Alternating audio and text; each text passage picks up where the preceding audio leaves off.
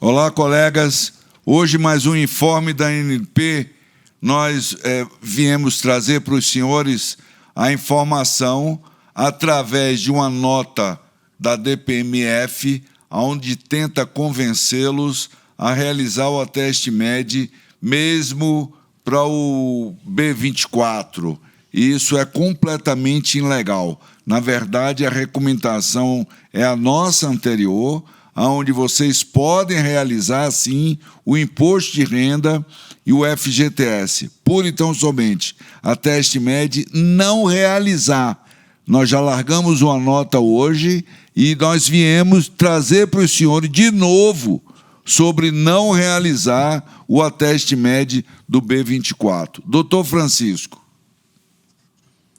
Como já explicado, em que pese o CFM e a própria ANP falar que o ateste MED não é exatamente uma perícia médica, para fins legais, no que está na lei, ele está no artigo 60. E o artigo 60 da lei, Paulo Vitor vai falar isso melhor, enquadra os benefícios que vão ter que ter essa avaliação de especialista.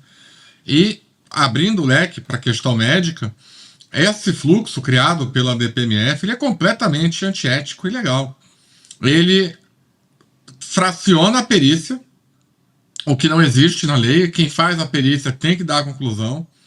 Ele obriga um perito com RQE infectologia a tomar uma conclusão de algo que ele não fez, o que inclusive pode ser caracterizado como laudo falso. Ele expõe o paciente vivendo com HIV, porque ao entrar nesse fluxo diferenciado, todo mundo fica sabendo que só pode ser um paciente vivendo com HIV. Imagine isso nas agências, nas mais de 700 agências pequenas de municípios do Brasil. Como que isso impacta para o cidadão?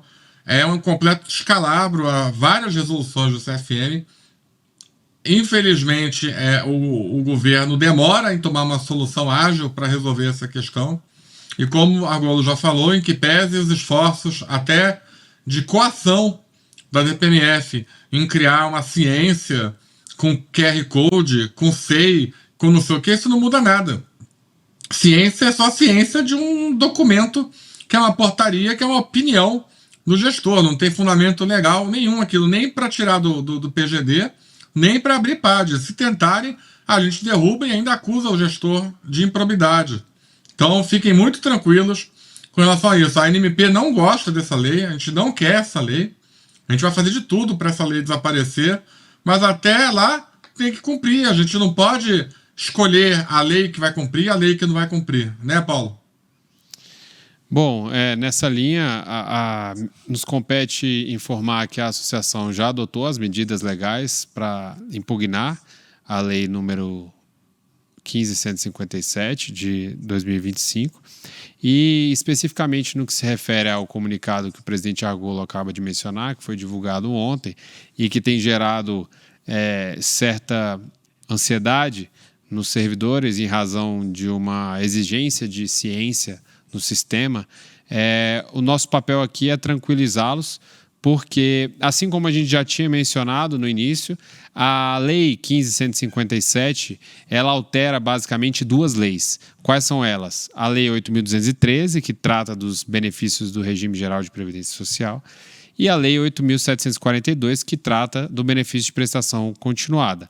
E em relação a essas duas leis, a nova lei aprovada esse ano, promulgada esse ano, após a derrubada de um veto do presidente da República, ela estabelece, e aí, aqui é importante todos terem atenção, ela estabelece, antes de uma obrigação para a administração, ela estabelece um direito para aquele segurado ou para aquele requerente de BPC que seja diagnosticado, que conviva com o vírus HIV, que seja portador de AIDS, que ele seja avaliado por um perito médico federal especializado em infectologia. Então, é muito importante a gente ter isso em mente, de que isso é um direito do segurado, é um direito do requerente que se traveste e se transforma numa obrigação oponível contra a administração. E, por isso, a administração é obrigada a colocar um perito médico federal especializado em infectologia para poder fazer a avaliação da espécie 31 e do BPC.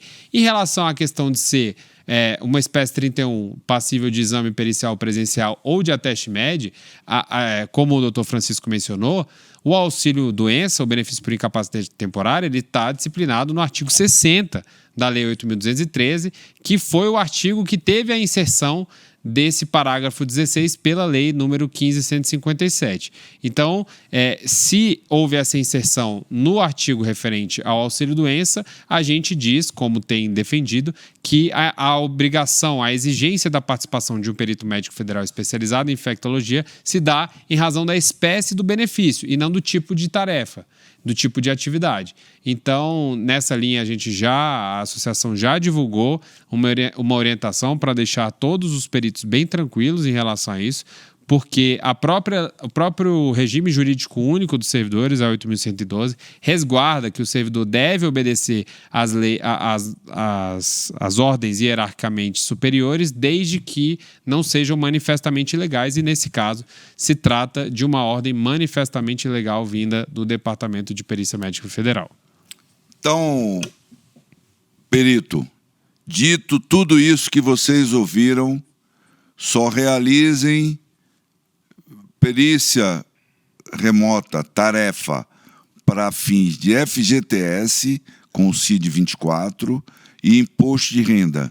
A TestMed não realizem, porque é completamente ilegal. Ok? Um abraço a todos.